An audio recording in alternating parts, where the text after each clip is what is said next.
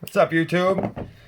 I'm just going to do a quick video on how to change the battery on your Jeep Renegade key fob. You're going to need the Energizer 2032 battery.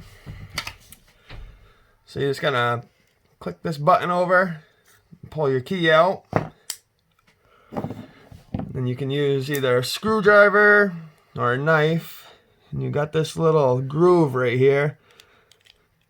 Stick that in there. You can twist it. Pops the casing open. We will grab the battery out. Grab the new battery with the thicker side, or the side with the writing, down. Push it in like that. And you're just going to put your key fob back together.